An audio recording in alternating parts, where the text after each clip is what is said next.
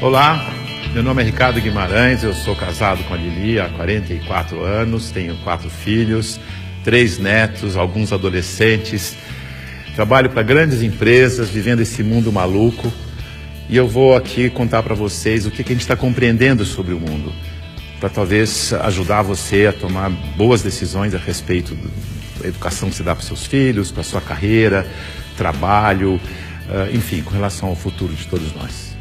Olha isso aqui. Esse desenho, ele significa o que está acontecendo com o mundo. Parece um cardiograma, mas não é um cardiograma. Ele mostra que tem um momento que as coisas estavam muito paradas, quase mortas, e começa a acelerar, e passa a ter uma animação, uma vida que não tinha antes. Tudo ficou acelerado. Sabe por quê? Por causa da tecnologia de informação e comunicação. Nessa fase, tinha pouca gente no mundo e a tecnologia de informação e comunicação era muito rudimentar e cara. Telefone fixo no lugar, imagina. Demorava muito para as coisas acontecerem. O cenário era estável, quase parado, lento, previsível, controlável, simples. Acontecia uma coisa de cada vez. Nessa fase, criamos instituições com hierarquias poderosas que controlavam o mundo. E nós nos sentíamos muito seguros, porque tudo permanecia igual por muito tempo. O indivíduo se submetia ao grupo, abria mão da sua individualidade, aprendia a regra do jogo e a vida seguia em frente. Isso deu certo por um bom tempo.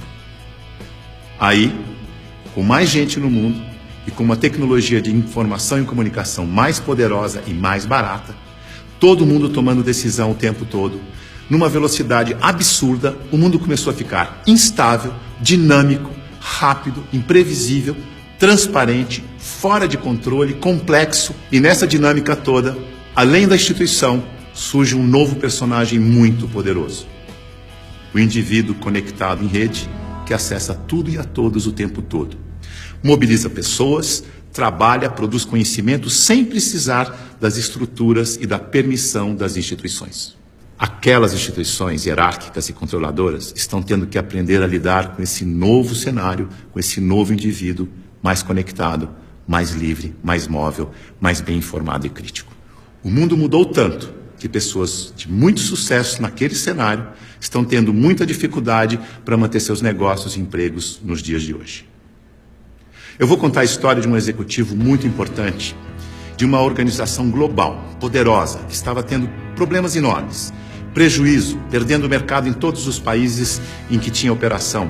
Tinha brigas políticas internas entre departamentos, entre regiões, escândalos públicos, corrupção no financeiro e tudo acontecendo ao mesmo tempo com toda essa transparência ao vivo e a cores do tempo real. Esse grande executivo viu aquele cenário e disse: eu não dou conta dessa complexidade, dessa velocidade, dessa transparência toda. Eu me demito. Aqui está ele. É o nosso querido Bento.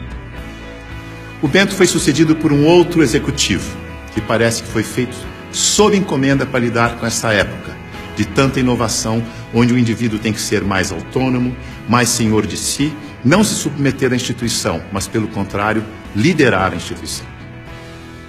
Chico aceitou o desafio. Aqui está ele, de um jeito fácil de comparar e ver a diferença entre ele e o Bento. Veja que o Bento está arcado, submetendo ao protocolo e às regras da instituição. O Chico está mais senhor de si. Para ele ajudar a igreja, ele tinha que mudar a igreja. Para mudar a igreja, ele tinha que criticar e propor novas maneiras de fazer as coisas.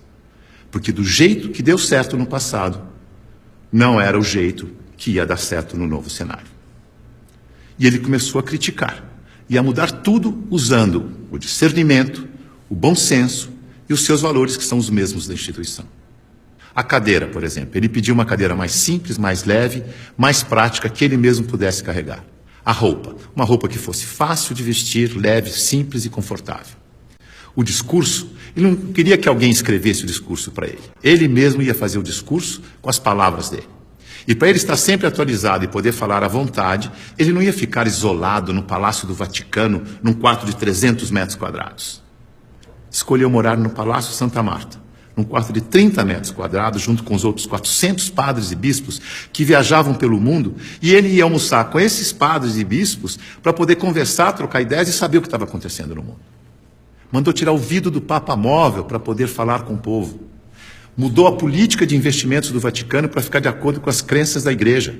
Isto é, investir em empresas que prezam os valores cristãos, porque se a política de investimento não estiver de acordo com as crenças da Igreja, como é que ele ia ter credibilidade quando ele fosse vender a fé da sua Igreja?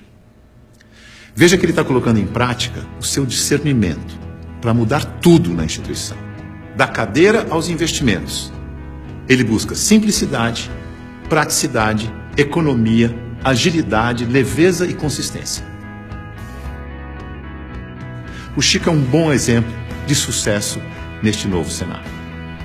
A mudança é tão grande que os historiadores dizem que está terminando a sociedade industrial e está começando a sociedade do conhecimento, a sociedade em rede, a sociedade do indivíduo conectado em rede. É uma época de transição e nós estamos aqui, exatamente no meio dessa transição. Veja o que está acontecendo. Neste ambiente estático, estável, a boa empresa funcionava como um relógio, uma engrenagem sem vida, isolada do ambiente, tic-tac, tic-tac, tic-tac, onde o empregado era uma peça da engrenagem. O futuro era igual ao passado. Na medida em que o ambiente foi ficando mais mutante, mais veloz, novidade a toda hora, imprevisível, a empresa tem que se atualizar, aprender e evoluir o tempo todo para não desaparecer. Não é mais conservar, mas é adaptar-se, aprender, evoluir. Não pode ser um relógio que se repete eternamente igual, mas um sistema vivo, aberto, interativo, que aprende e evolui sem parar. E as pessoas não podem ser peças de engrenagem que se repetem sem pensar. Tem que ser células vivas, sensíveis, críticas, interativas, que trocam ideias, sugerem soluções, como o Chico.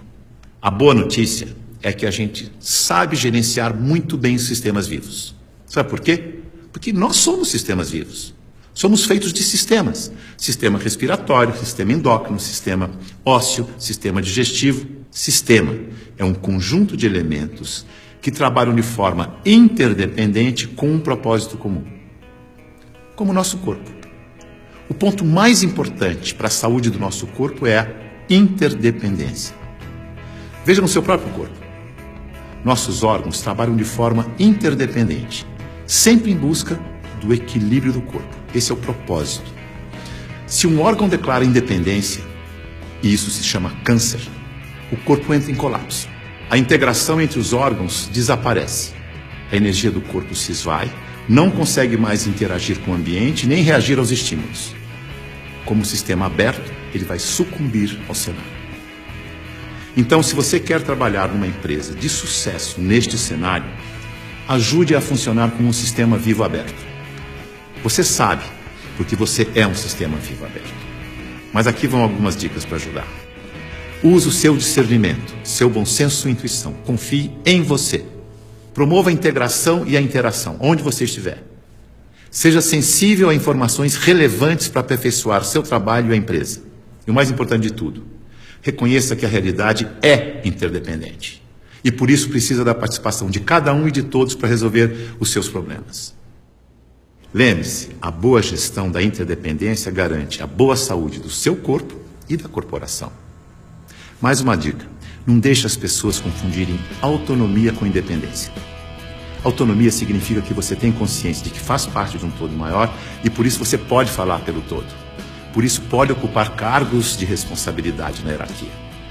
Independência é quando você não se reconhece como parte do todo e olha só para a sua parte, colocando o todo do sistema em risco de colapso.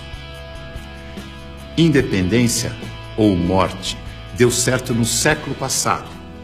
Neste século, o certo é interdependência ou morte. Veja a evolução das relações na empresa e no mercado. No começo, a hierarquia era absoluta. Poucos mandavam e todos obedeciam como crianças obedientes. Não tinha concorrente, mas precisava de canal para vender. Depois, a empresa cresce, a hierarquia permanece, mas as áreas passam a ter seus chefes. As crianças ficaram jovens e, como jovens, andam em tribos. Nós versus eles. As áreas competem o tempo todo porque precisam se afirmar como jovens. Essa é a fase da independência ou morte. No mercado, o concorrente aparece e obriga a empresa a olhar para o consumidor. Hoje, a competição continua, mas vai ter que conviver com a cooperação para sobreviver nesse mundo mais veloz e mutante, em que a interdependência fica cada vez mais importante. Temos que amadurecer como indivíduos e olhar para o nosso interesse pessoal e do todo ao mesmo tempo. O Papa Chico, quando falou do meio ambiente na sua encíclica, ele não falou com os cristãos apenas. Ele falou com todos que vivem neste planeta, que ele chamou de a nossa casa. É isso aí. É nós, junto e misturado. Essa é a real. Esse é o futuro, com as pessoas mais valorizadas, mais bem informadas e fazendo melhores escolhas para suas vidas. Boa sorte.